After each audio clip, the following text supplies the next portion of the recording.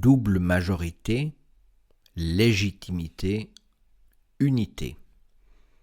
Éditorial de La Nation du 29 mai 2026 par Félicien Monnier. Pour M. Yann Pochard, éditorialiste du Temps du 7 mai 2026, un vote à la double majorité du peuple et des cantons sur le paquet d'accords avec l'Union européenne est un piège à éviter. Il dénonce que des cantons pivots sur le modèle des swing states américains, où se joue l'élection présidentielle, pourraient avoir le dernier mot. En réalité, il lui est insupportable que ces indécis de Saint-Gallois, Solerois, Lucernois, Argoviens et Grisons, selon lui, puissent ne pas être aussi europhiles que les cantons romans, dont il pleure la prétendue réduction au rôle de spectateur en cas de vote à la double majorité. Emporté par son élan, M. Pochard crée une nouvelle catégorie de votation, celle qui porterait sur des scrutins historiques, comme celui attendu sur le dossier européen. Cette catégorie supérieure, aux contours d'ailleurs bien flous, serait trop importante pour être abandonnée au sort hasardeux et inégalitaire de la majorité des cantons. M. Pochard en appelle au principe individualiste et démocratique, un homme, une voix, qui, une fois libéré de ses entraves fédéralistes, serait seul à même de garantir la légitimité du scrutin et le fait que chaque citoyenne et citoyen de ce pays se sente concerné. Une telle position, cohérente pour un démocrate de stricte observance, est fausse historiquement, politiquement et juridiquement. Aucune ligne de son éditorial n'emporte notre adhésion. À commencer sur la forme, par sa posture europhile et anti-alémanique.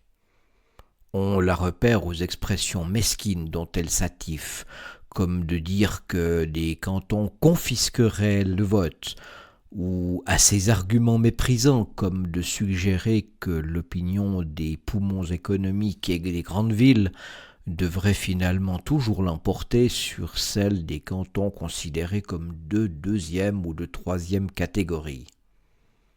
Matinée d'anti-Trumpisme, l'analogie avec les swing states fleure bon la théorie du complot, évoquant des tentatives de manipulation à coups de fake news qu'on imagine payées par d'obscurs financiers zurichois.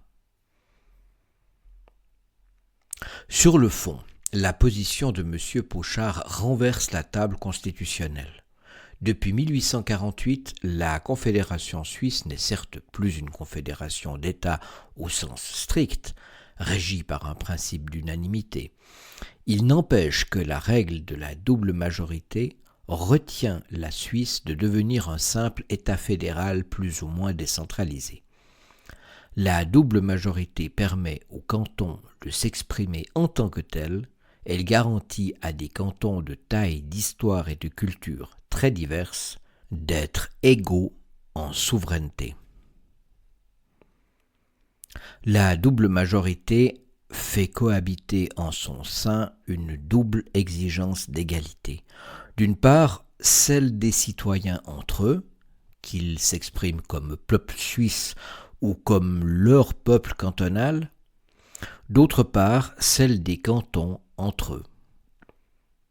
Ces égalités parallèles provoquent une forte tension entre l'individualisme foncier de la démocratie contemporaine et le sens communautaire qui sous-tend les choix politiques de chaque canton.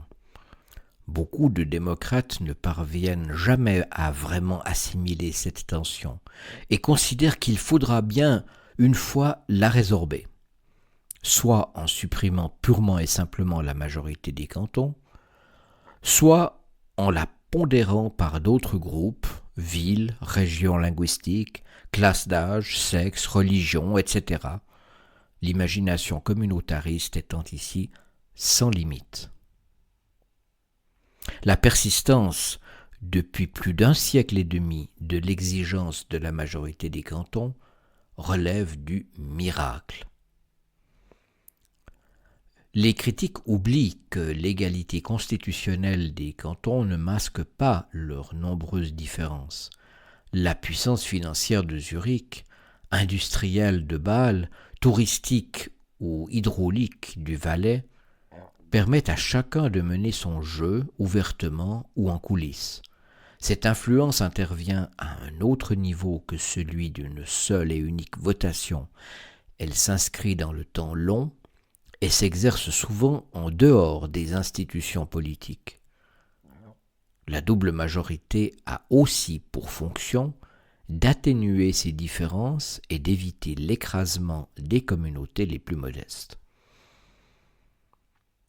M. Pochard se fait le porte-parole de nombreux partisans des accords avec l'UE, tout en se focalisant sur l'importance de renforcer nos liens avec l'UE. Il s'accommode un peu trop facilement de jeter à la poubelle un rouage essentiel de l'Alliance fédérale. Après le vote, la Confédération existera toujours, mais aussi, avec elle, la nécessité de préserver son unité. Cette préservation passe par le rappel occasionnel des puissants à l'humilité et le vote du paquet d'accords à la double majorité. Fin de la lecture de cet éditorial. Si vous voulez prendre connaissance des autres articles qui paraissent toutes les 2 semaines dans La Nation et que vous n'êtes pas encore abonné, rendez-vous sur notre site internet www.ligue-vaudoise.ch.